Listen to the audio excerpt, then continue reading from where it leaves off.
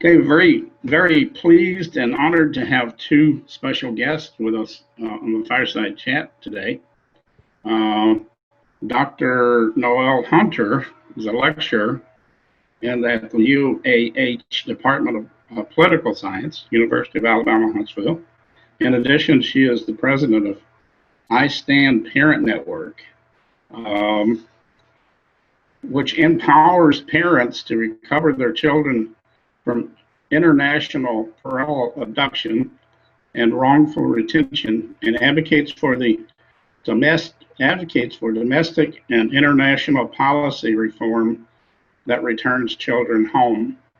And at this point, I'd like to turn it over to Dr. Hunter, and if she could introduce her colleague. Sure. Good evening. Hi, and good evening, everyone. And thank you so much for allowing us the opportunity to share the work of iStand Parent Network. I'd like to introduce my colleague, Randall Murphy. He is the co-founder of iStand Parent Network. He is the father of Hannah and Ryan, his own two children who were abducted from Sunbury, Pennsylvania to Port Coquitlam, British Columbia. And then they have subsequently been moved all around. So I say that because it's important because Randy and I are both the face and the heart and soul of iStand. We work with a lot of parents and volunteers come in and out, but Randall is our parent advocate. And as we have our conversation tonight, it will be clear how important his role is in the direct contact with parents. And then I also play a role in working with governments and nations to issue. So we're happy to be here. Great.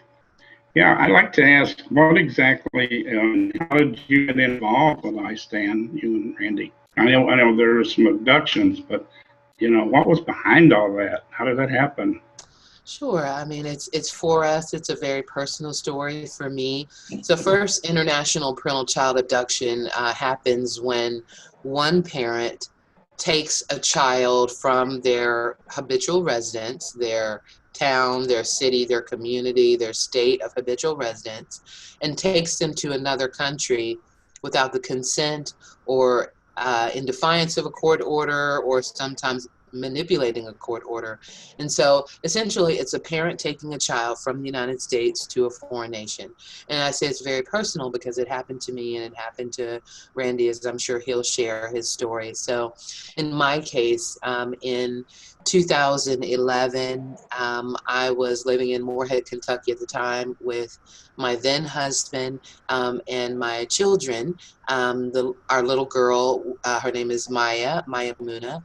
And when Maimuna was 4 years old, my ex-husband abducted her from Kentucky to Mali, West Africa.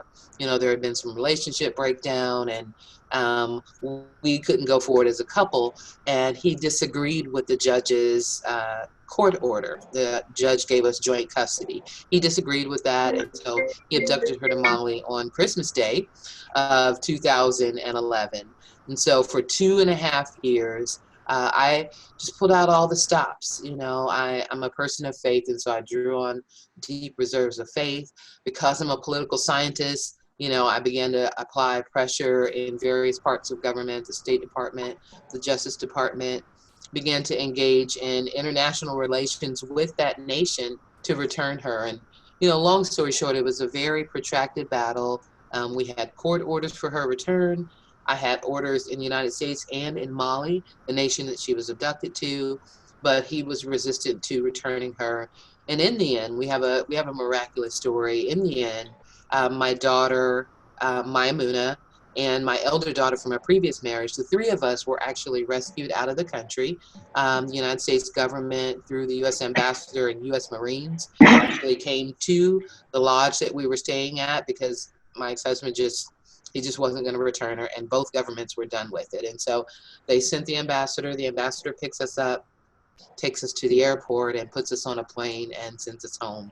But out of that experience, I know what I didn't know then is that a parent can kidnap a child and it's incredibly difficult to bring them back. And so I co-founded iStand Parent Network with Randy and 7 other parents to help bring our children home and others. And maybe Randy, would you like to maybe briefly share your story? Okay. Can you hear me okay? Yes. My second wife and I had married in '96, and we had a daughter in 2000 and a son 2002. She would leave our relationship in '08, and I would gain primary custody of our children.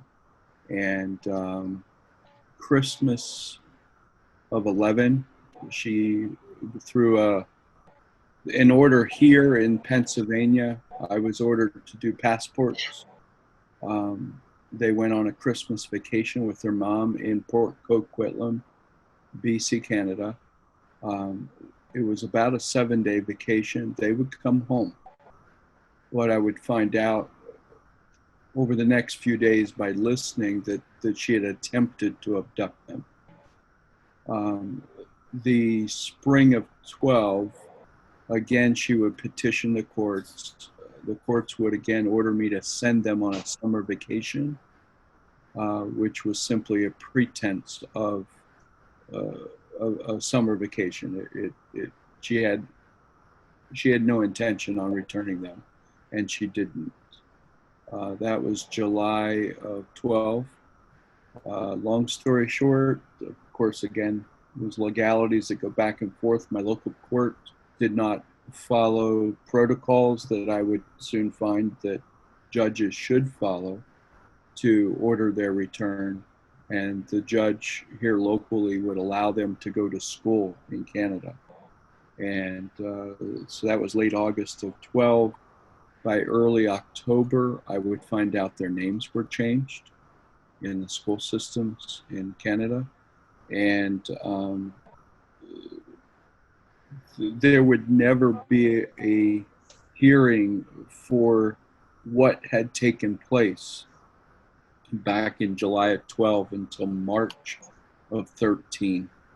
And by that point, I was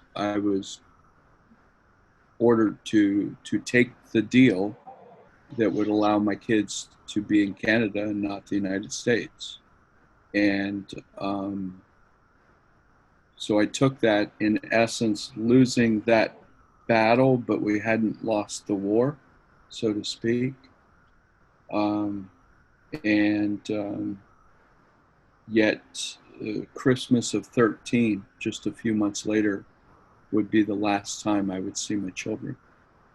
And by early spring, summer of 15, they would disappear.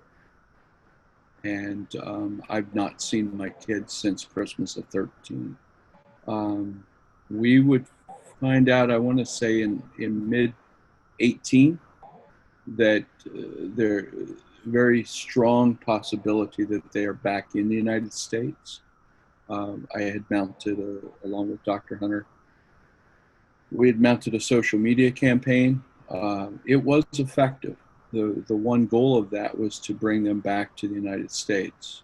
So in that sense, it was effective. I still search for them today. And they're both adults. Hannah will be 20 this September, and my son turned 18 in May.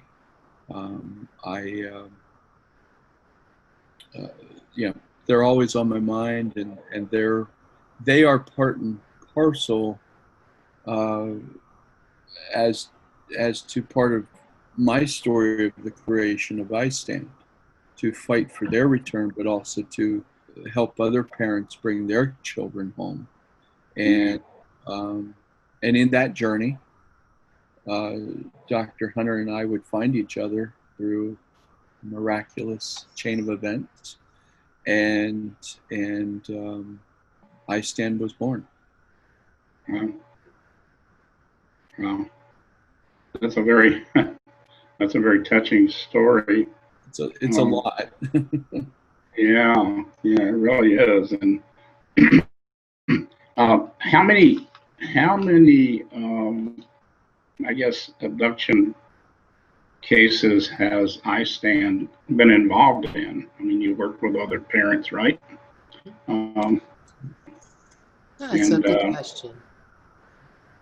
So, the unfortunate reality is that every year, between 800 and 1,000 American children are abducted from the United States and taken to a foreign nation.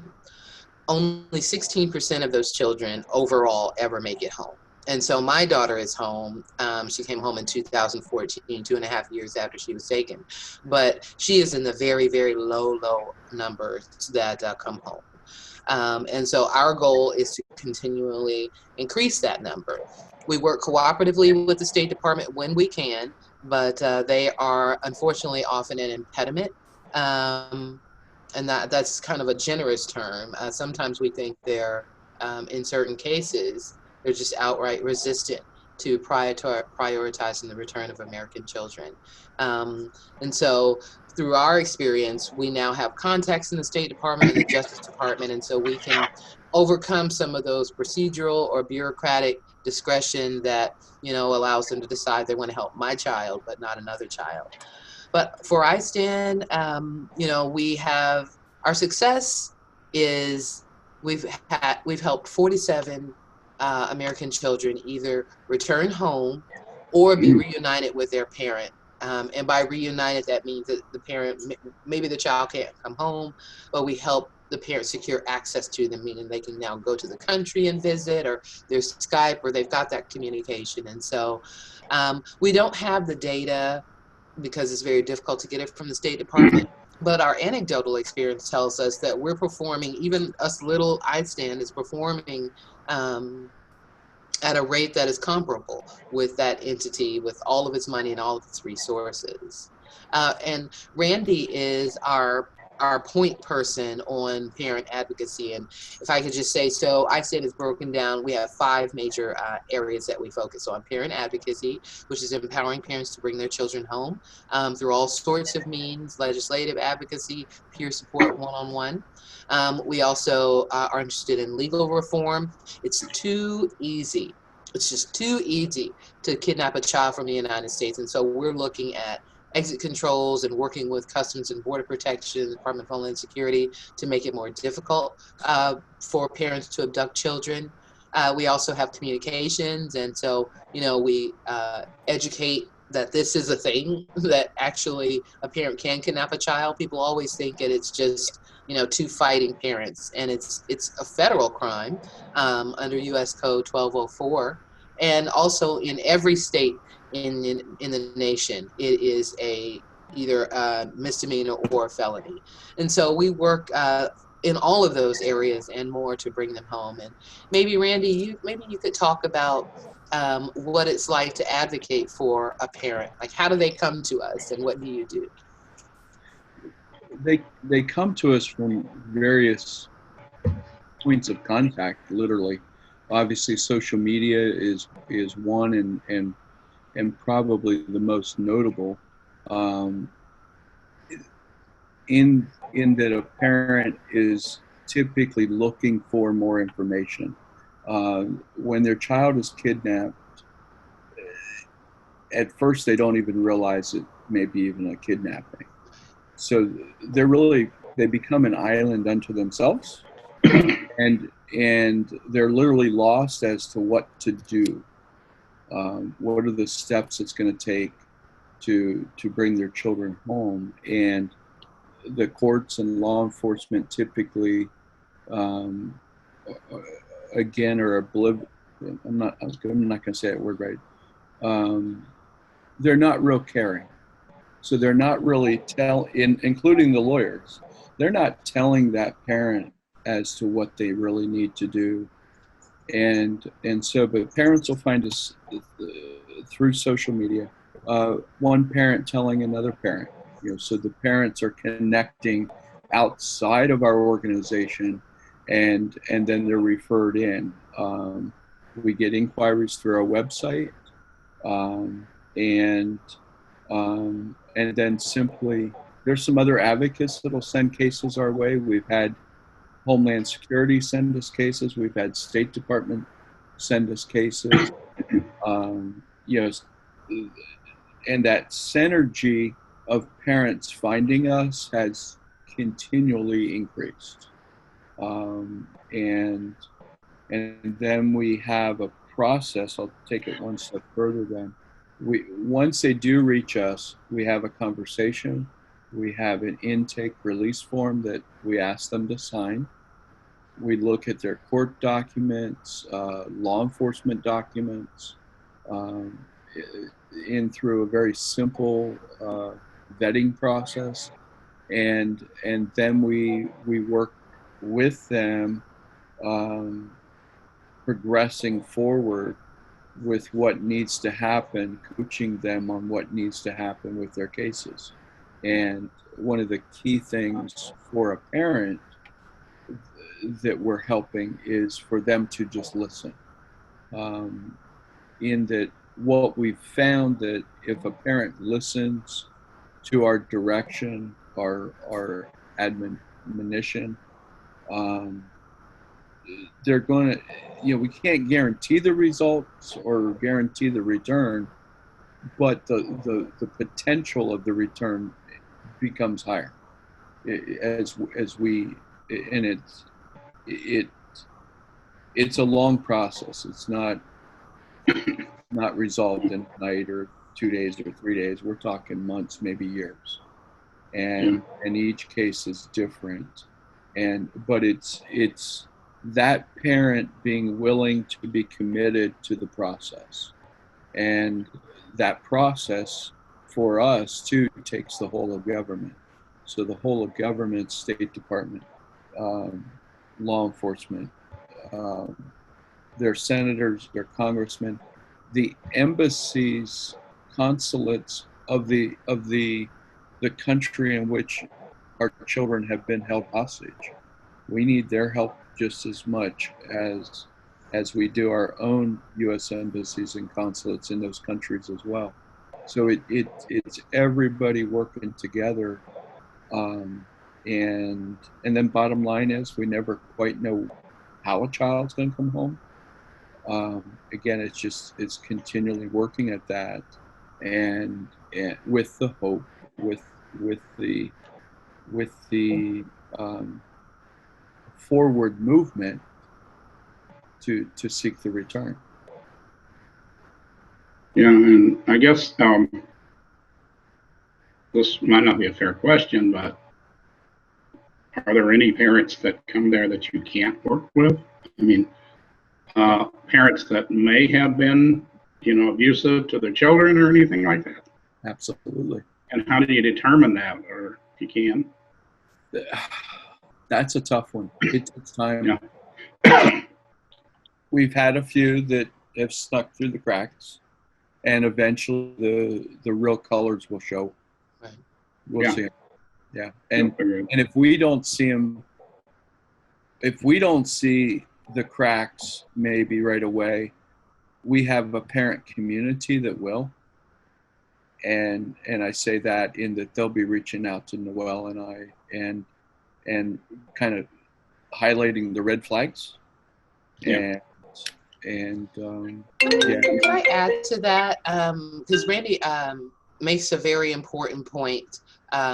So we're called iStand Parent Network for a reason, and it's the network that holds so much power, because again, Randy and I work full-time jobs, we have lives, we have other commitments, etc. And so while we do put in the work of this organization, we've been able to build relationships again with an ever increasing ranks of parents, either whom this has happened to, grandparents who it's happened to, family units that it's happened to. And, some of them have their children back, some of them don't.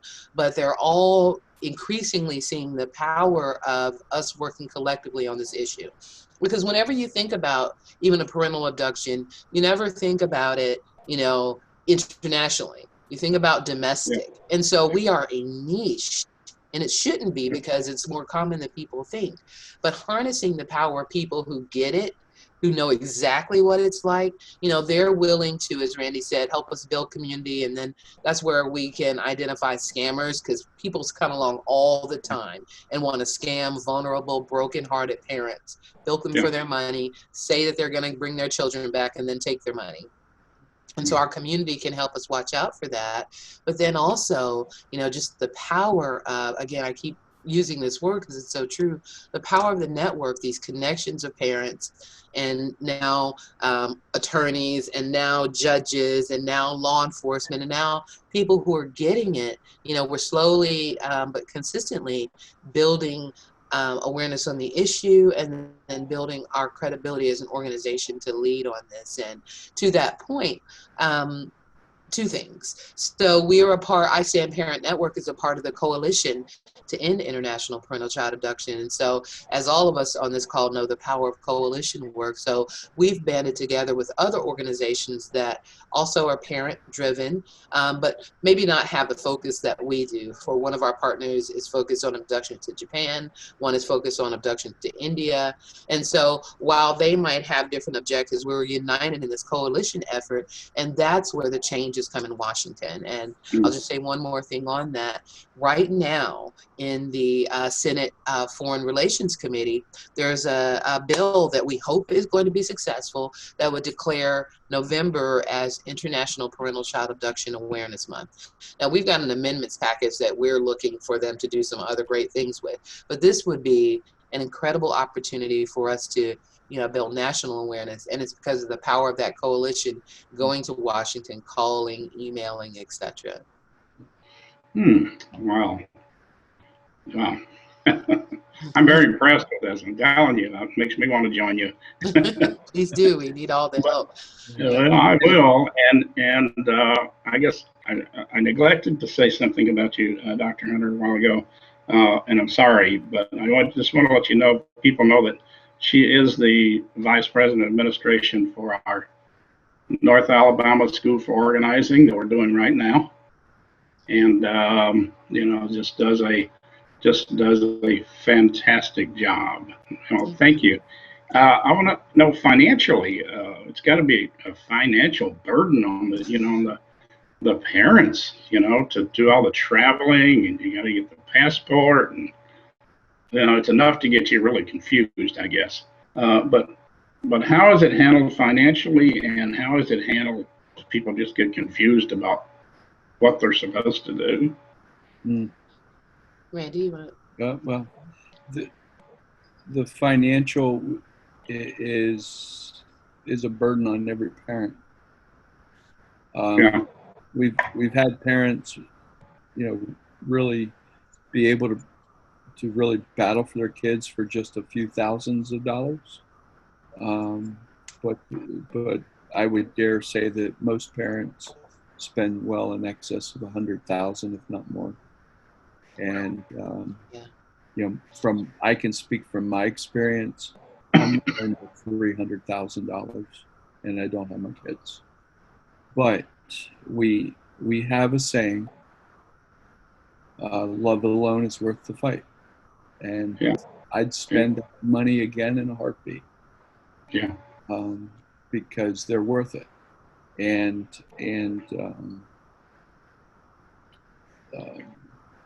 to your kind of your second part of your question, how does a parent how do they know what to do?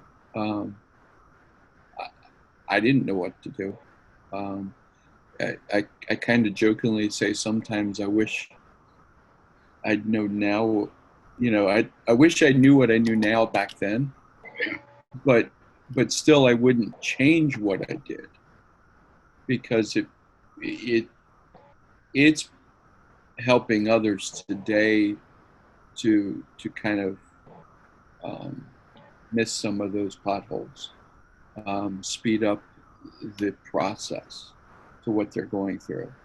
But at the same token, because this is so very emotional for every parent, you can't rush them either. In helping them, you've got to really listen to where they're at, within their head and their heart, and it's in that the parent will let us know when they're ready to move forward, and we Wow. it there again, it just takes that listening, a lot of listening. Yeah. To add to what Randy said there, and this should be familiar to you, Tom, and to Hi and Randy, because he's in my nonviolence class. So the same way that those 6 steps of nonviolence is the same way we walk through this process with parents. You know, when it happens to you, you immediately think you're the only one, and you don't know what to do. If you somehow Google and you find the State Department and you find iStand, that's your first step. We have to, begin to gather a lot of information. We need to know, that there are federal laws, about 6 federal laws that govern this issue. We have to move from education. And so, unfortunately, we still are educating local law enforcement that a child could be kidnapped, the judge that it's not a custody issue, the state police. We're educating members of Congress, which is why we go 4 times a year, except for now because of COVID. We're continually educating people about what IPCA is, International Parental Child Abduction. And then we got to be committed to this thing, like step 3, the personal commitment. It takes everything. It takes all of your heart. It takes all of your time. It takes all of your soul. It takes all of your money. It takes it takes everything. And so we help parents we wrap around them and let them know, it is going to take all of it. You have to be your own attorney. You've got to be the football player, the quarterback. You got to be all of those metaphors. You've got to be all of that. And so then we move into direct action discussion and negotiation. We really want to encourage parents, whenever possible, settle it. Whatever's going on with that parent who took the child, if you can come to some kind of accord that will bring the child back home and they can have benefit of both parents, do it. But if not, we move into direct action. And that's putting pressure on nations. We show up in front of their embassies with signs and we protest in front of the Egypt embassy, for example, or Lebanon. Let these children come home. We engage in letter writing campaigns. We put the footwork behind it, all direct action, and encouraging those parents to do that. And then in the fortunate situations in which children are able to come home, it's always our bottom line is that children deserve both parents whenever possible. We know that they kidnapped your child. They shouldn't have, and it was awful. And there's a lifetime of work and healing that has to come from the alienation. As Tom, I see you asked that question.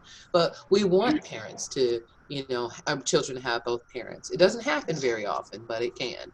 And so, that was a long answer to say that we practice those 6 steps of nonviolence, and we take parents through them every time. Is there an age limit from a child? I mean, obviously, if you become an adult, you can't do much, but is there an age limit that you work with? 18 or whatever? Well, I mean, so there is a case, Bianca in Texas, is that right, Randy? From Texas to Mexico. From Texas. So Bianca she's got to be in her 20s now, and we're working with her mother, Deanna. There's not much that we can do, but we don't ever close a case. If that parent is still looking for the kid, or if they're still trying to find their child, we're behind them. The State Department is another issue, because by their convention, there's an international treaty that governs this. It's called the Hague Convention on International Parental Child Abduction, which all nations aren't a signatory to. But there's a kind of a cutoff age, and that cutoff age is 16. And so the State Department has been woefully derelict in its duty by just closing cases at 16. And technically the child is still there. But we try to help parents, and the State Department is coming around on that. They now don't close cases in that way, but other ways as well. So there's no age limit. We have babies that have been taken, and we've got 21-year-olds that we're helping to support parents to return. And you're saying there's emotional support for those children when they get back. Would that happen in the particular town or state that they're in? Would there be a group of people to work with them? with these kids. Randy, you want to talk about the kids track and then what we hope to do with Rebecca's Angels? Yeah, I can a little bit. In 2000 and was last year, Last year. 2019, time flies. We established the Kids in SIBS track for our annual conference, and with that, we had specific activities and things. Activities. But we also had like supervisors. That's not the right word. Chaperones. We had chaperones. Yes, we had some chaperones that helped with that track, and one of the big hits though was like an art class. So there's a parent that uses art therapy in their own like way to make a living in their own employment, but while their child's still abducted, and they came to the conference and shared this with our kids that came, and it was very, very effective, helpful. One of the SIBs, we gave an awards ceremony to, and one of those kids that we gave an award to was actually a sibling. So they weren't abducted, but their sibling was. And for them to be just totally recognized, just literally, I apologize. I'm coming back there. My phone rang again. To be recognized just totally stunned them. They had not, and their sibling had been back for a number of years. I mean, it just you're touching lives, and we want the kids to be able to heal. We want them to become as whole as possible, in that there's a lot of healing that needs to happen. So in that kind of thought vein, earlier this year, I would stumble across an organization called Rebecca's Angels, and they're out of Florida, and they provide in-depth therapy to the whole of a family unit for children that have gone through trauma.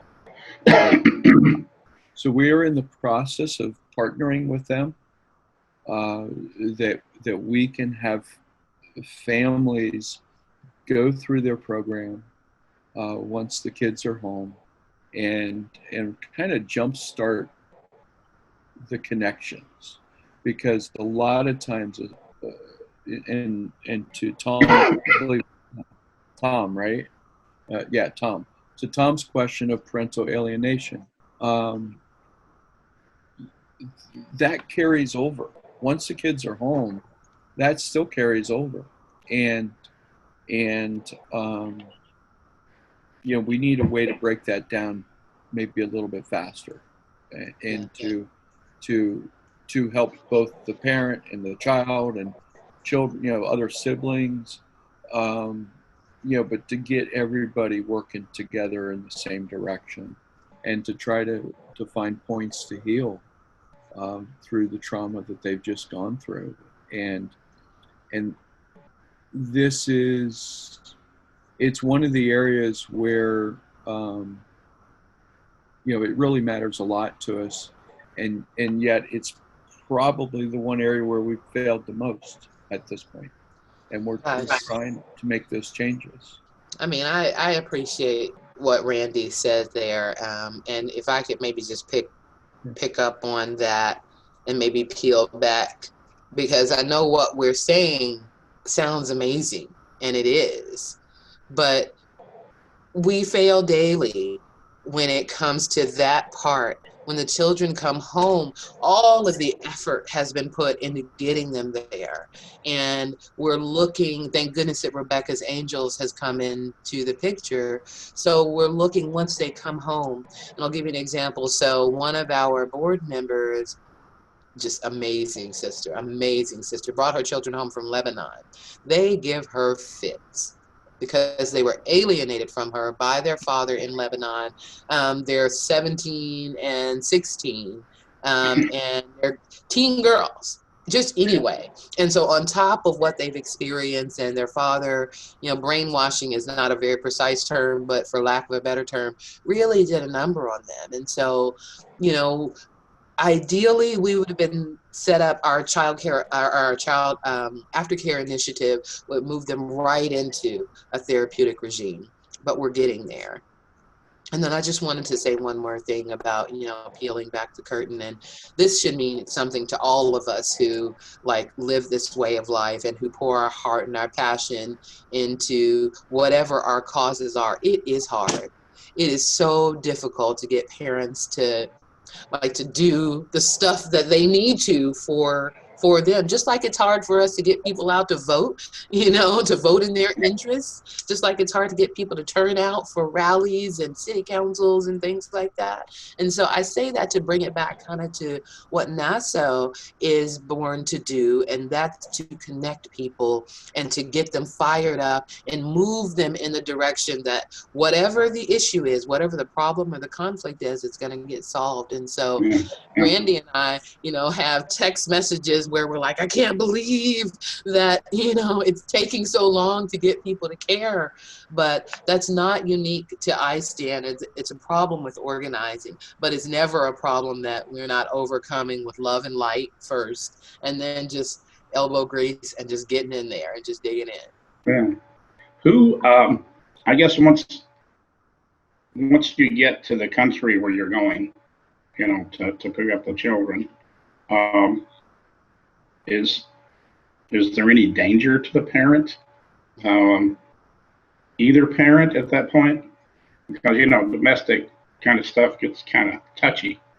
And then I don't know how the political structure is or beliefs of, the government in that country, if they would kind of shun this or not try not to allow it to happen. Or is there any of that? Yes. Did you ever have any of that? Yeah, most countries don't want it to happen. Most countries that we're dealing with, it is an ordeal to return a child, and they come home in various ways. Sometimes a parent will voluntarily return a child. Like right now, we have a case to India in which we think the father who took the child is going to give him back to the mother, and the mother's going to come home. And so sometimes there's voluntary return of the children. Sometimes, like in my case, like the government, like our government, which is why I can't hate on it too much because it showed up for me, made the Mali government let my child go. But a country like Japan, the United States doesn't put a lot of effort into it because of our diplomatic relationship and our geopolitical relationship with Japan. So Japan has there's over 400 American children who've been taken to Japan. In our estimation, not one of those children have come home out of 400. And so sometimes countries can be very recalcitrant. It is dangerous. There was a case to Tunisia in which this mother had great cooperation, and so she actually had FBI agents escort her. That's actually not common. There was a case in which a former FBI agent who's a friend of ours went with a mom to Saudi Arabia to bring her children home, but it's never, or it's very seldom an easy one. We're often overcoming countries and cultures and all that kind of. And I think that point of transfer of the child, however that takes place, is really the most tenuous moment. And we often try to encourage a parent to make sure it happens in a public place. If the other parent can go through a metal detector first, that's even more helpful. But that's not always you can't have everything. But we stress that happens in a safe manner, hopefully.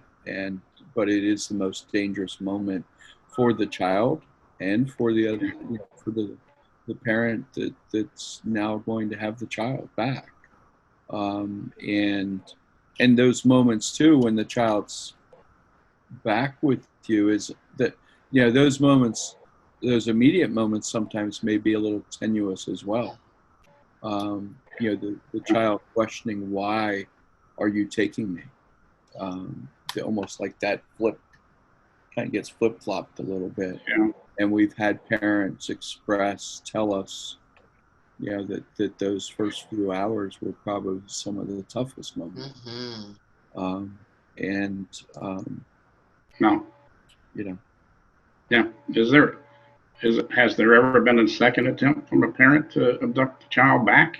To come and get the child back? Yeah, absolutely. Yeah.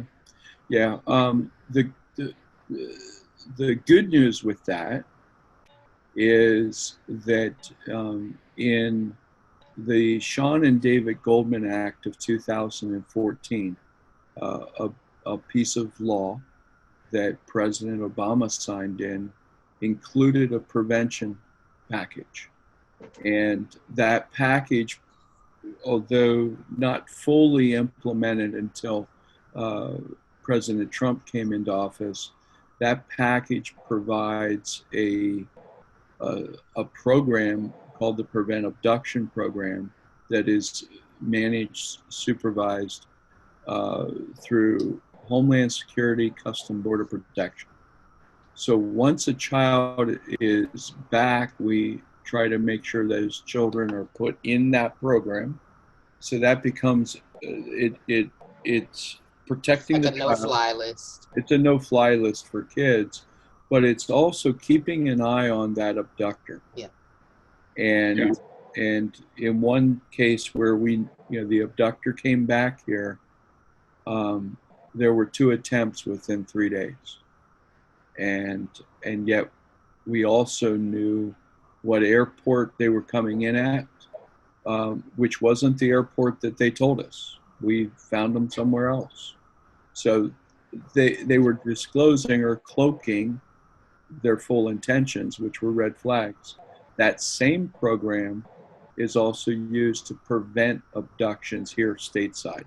So we could have a parent that is going through a custodial battle here and concerned that one party versus the other would take the child to an international country. So we assist parents in putting the kids in this no-fly or in this program. The other parent doesn't need to know they're in it. Again, it's to protect that child who is an American citizen who is also protected by our Constitution. And there's nothing like that anywhere in the world, as we know. And we've got to protect our kids. And if you do the math, there's been laws on the books here for almost 30 years. And if you figure just at 1,000 kids a year, that's 30,000 kids.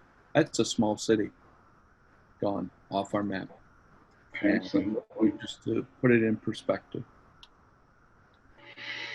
Yeah, you have to keep thinking about the pain, that everybody's going through. It's very emotional. And I was going to say, if we can prevent a case, that saves a lot of pain. Yeah. That saves a lot of pain. So we'd rather prevent than try to have to battle with the parent with their children back. Yeah. Yeah, I know this is it's supposed to be an hour program, but I could go on forever talking about this. And you guys, I really appreciate you doing what you do. And I want to just kind of turn it over to other people to ask questions, if we could. And then finally, I'd like to know what we could do for you. So any questions? I have a couple of questions. Donald has some too. Let me just ask one. So I study comparative politics. I study politics of other countries. And I'm wondering, how do you connect with country experts? Or are you, in fact, country experts? Like when this happens to parents, do they already get a sense of what they're up against? Are they familiar enough with their former partner's country that they can try to start strategizing? Or how do you make those connections to strategize with each individual country and its quirks?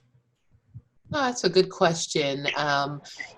Several conferences back, probably 2015, we had a supporter of the cause talk about custom, culture, and ideology, and how parents need to understand all three of those when they're going to either try to go to that country to return their children or try to engage with their governments and their tribal systems and the non-governmental influence. And so most parents, because you've been married to this person from this country, you know a little bit of their culture, you know the person, you know their family. And so, you know, we always encourage them to, you know, what do you know about the culture? You know, how's the family going to respond? And so there is some familiarity, but our primary relationships is with diplomats. And so whenever we go to Washington, diplomats for that country, whenever we go to Washington for either our annual conference or just general advocacy, pardon me, we try to connect with either the ambassador, like I'll use Mali for an example. We try to connect with the ambassador of Mali. We always start at the top. If they push us down to the consular or whoever, will go there. But we do direct engagement with embassies. And so we always encourage the parent to start there. While we're helping them directly engage with the embassy, we're asking their congressional representatives to put pressure on them to return the child. There's an American citizen. They have to go through, you know, the letters and the formal requests and all of those things. And so we put pressure on the proxy for that nation, and that's their embassy and their ambassadors and mission heads here, and sometimes in country too.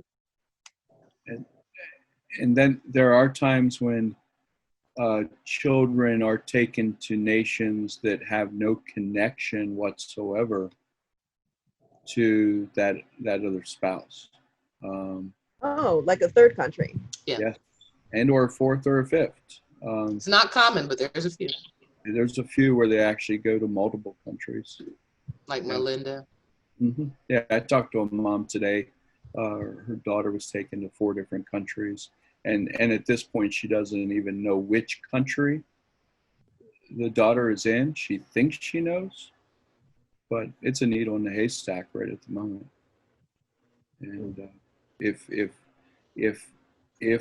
that parent, you know, we had the initial conversation, if they fill out the intake release form, then review their docs, their court docs, you know, then we can take the next steps to maybe discover where that child is, and I won't say which region, but the region in which that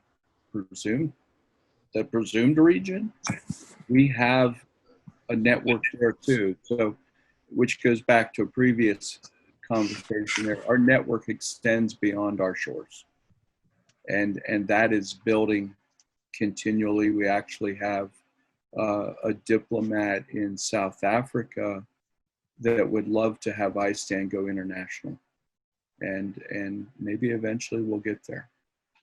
But the connections are extending beyond our nation. Again, Ann, I think you had another question, right? I did, but I know that Donald had one, so I will. I'm going to let you go first. You're okay. Okay, I'm wondering if there's a silver lining. So there's definitely the problem with parental alienation, and they're only given one storyline the whole time they're taken, and they may not even realize that they've been taken. But I wonder if in the medium to long term, there's some resilience and even almost flexibility, right? Because they get immersed in that culture. And if they don't even realize that they've been violently taken from their home culture, I wonder, do you see this over the longer term with the children that have been returned?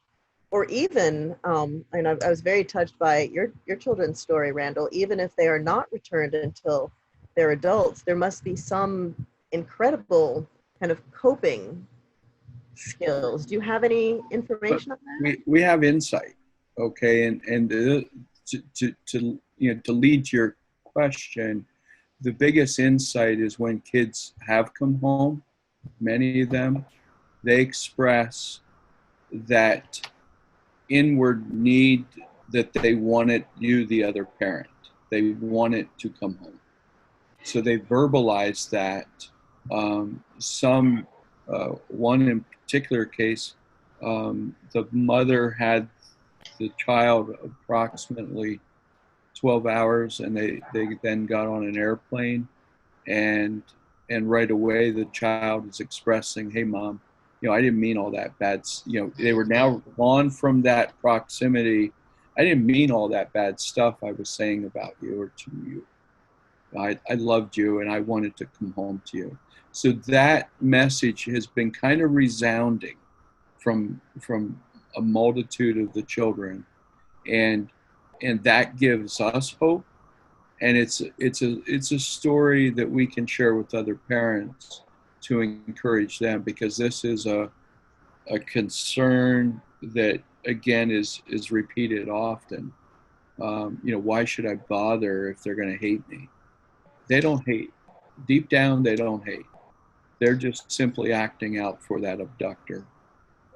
Again, although not realizing that they've really been gone, they've gone through a traumatic experience.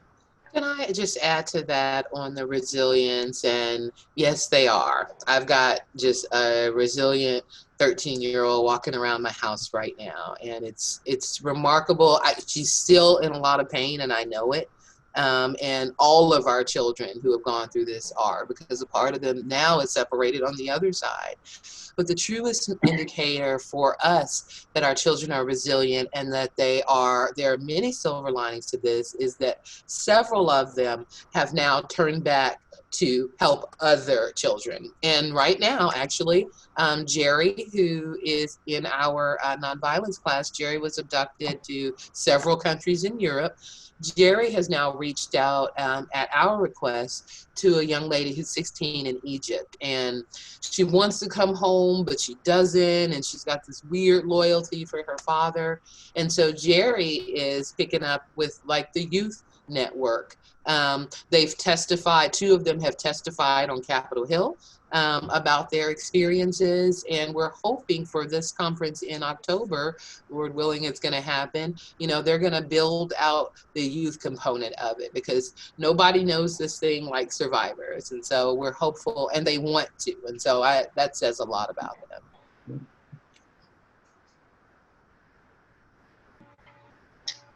Okay, Courtney, did you have a question? I think Don did. Don?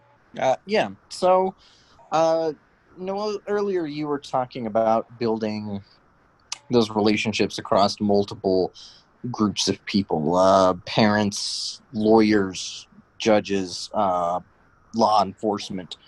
Have you found, I guess, two parts. One, is any one of those necessarily more like effective than the others? Like, is it like if one of them dropped off, would it be like not that big of a deal relative to the larger scheme?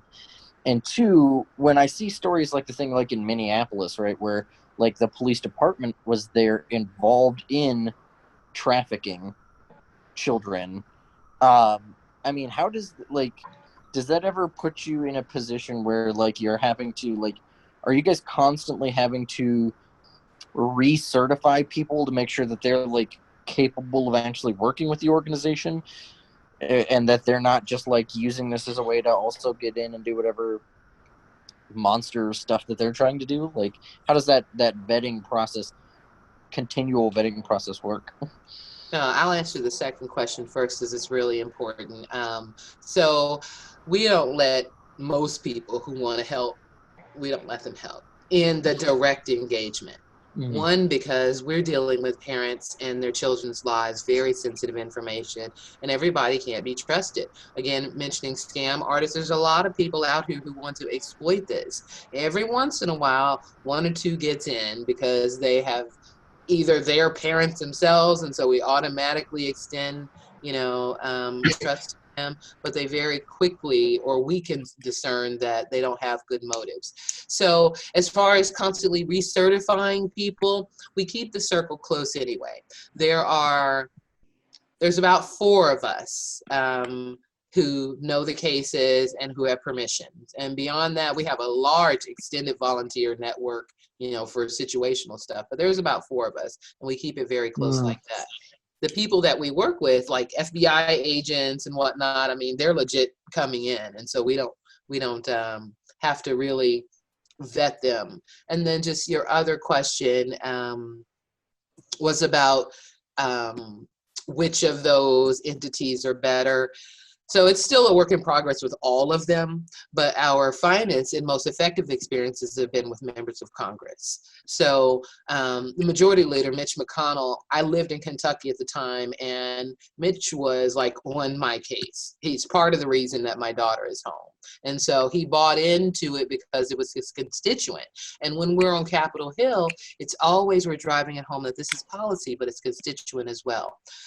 Senator Tillis and Senator Feinstein are working on joint legislation right now. So Congress is the strongest and local law enforcement is the weakest. And judges, we've got a long way to go there as well. Sure. Thank you. Thank you.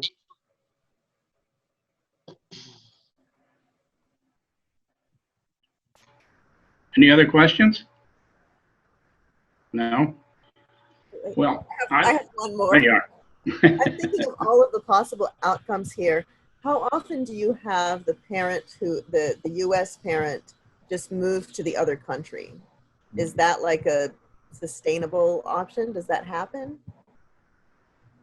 I'm not aware of any. Randy, are you aware? We all think about it, but I'm not aware of any who have done that. Are you? I'm not aware of any that have done it, although one of our coalition members, Children at the Borders, had a statistic that nearly 50,000 American parents are stuck in other countries. There's a thing called stop exit.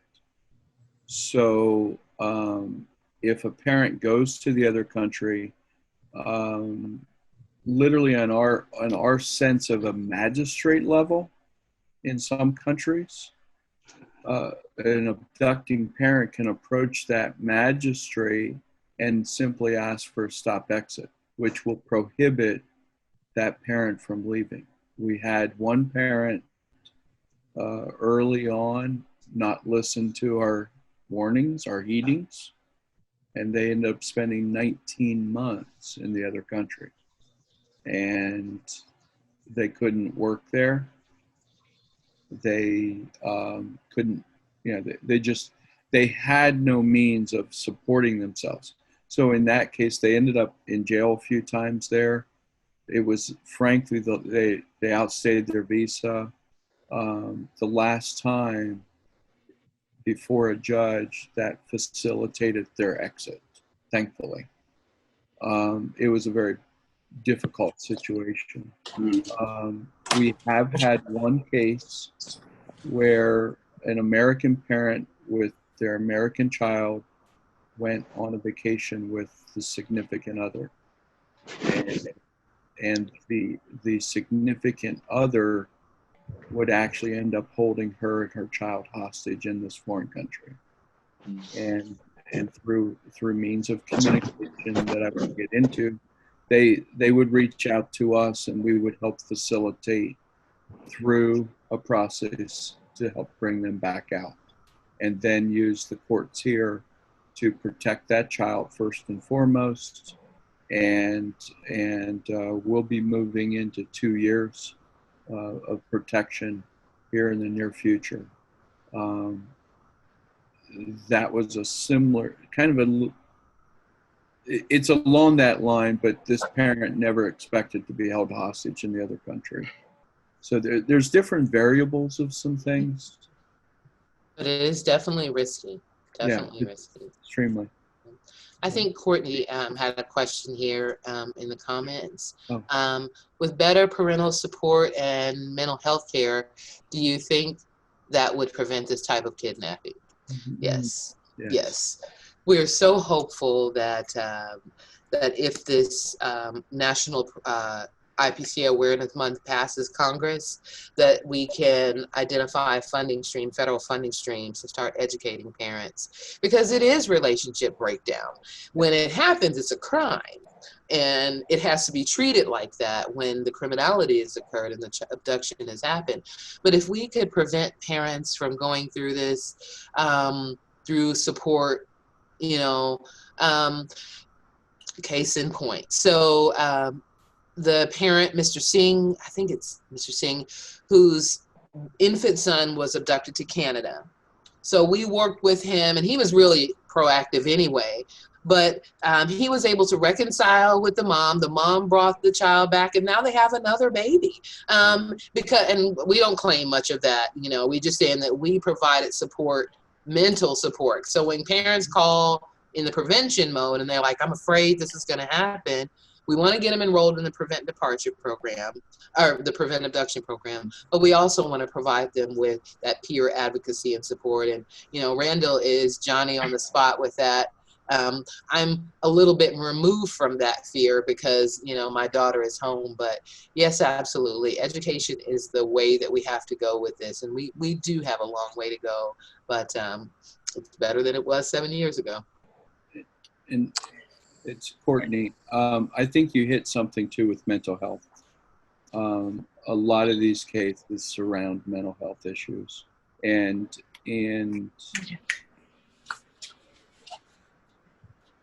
I can attest in my own situation. If there had been better care, chances are my children would not have been kidnapped. Mm-hmm. And yet that fell through the cracks. And we hear that often.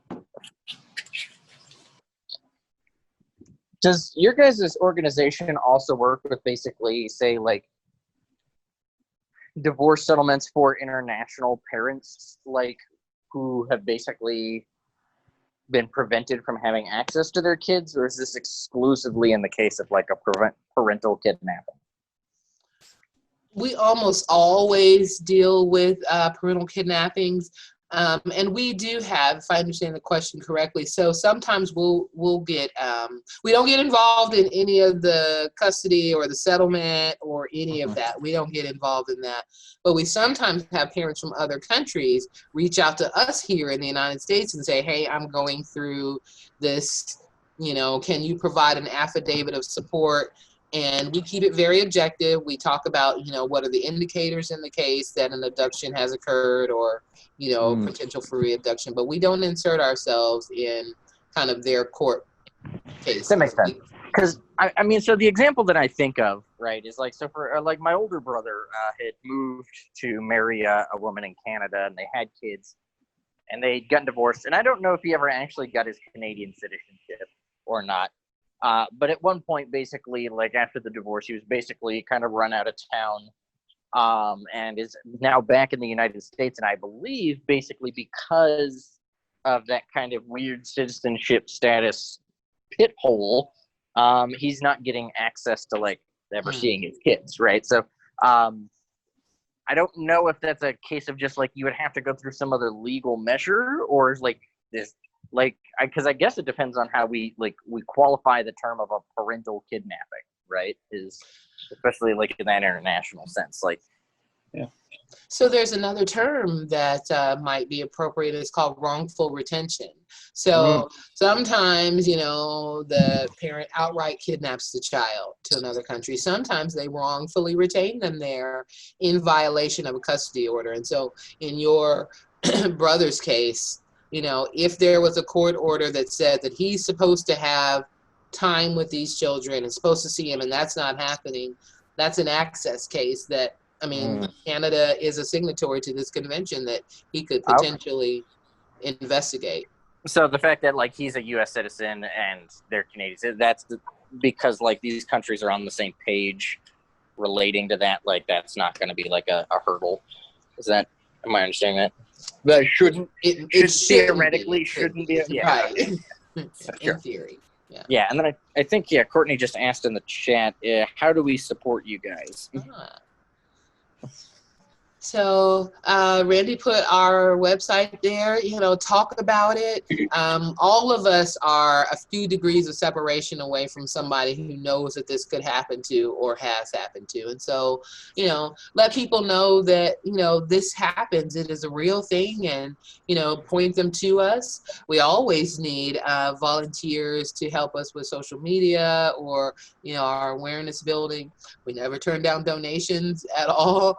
But I think the main thing is to get educated on this issue, because in a city, a lot of us are in Huntsville. Huntsville is a community that this is probably happening more than we think, because of the diversity of people who are here from all around the world. And so knowing it, you can help somebody to prevent their child from being taken. Randy, did you have other suggestions?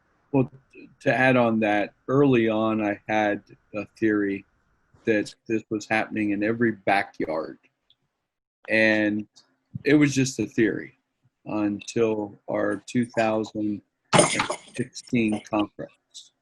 We would get notifications through our Facebook Messenger. And when those, it would have went to Noelle, it would have went to me.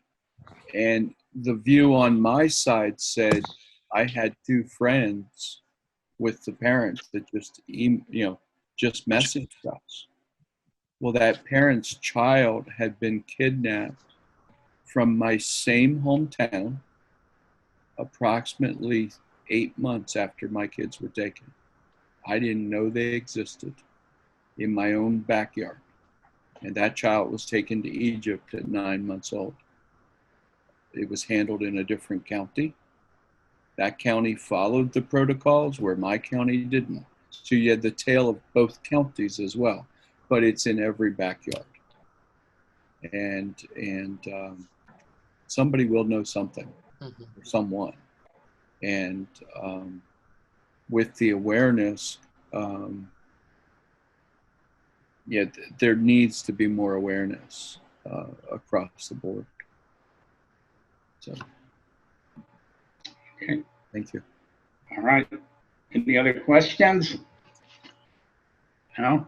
Well, thank you very much for honoring us with your time here on this great, important subject. And we look forward, as you know, Noelle, we look forward to working with you and Randall, and what we can do. Maybe we can get involved in a couple of things with your direction. Thank you. Thank you for the great questions tonight, too. Thank you, everybody. Thank you. Nice seeing everybody, and be safe, and peace and love. Okay. Good night, everyone. Thank you. Good night. Bye-bye.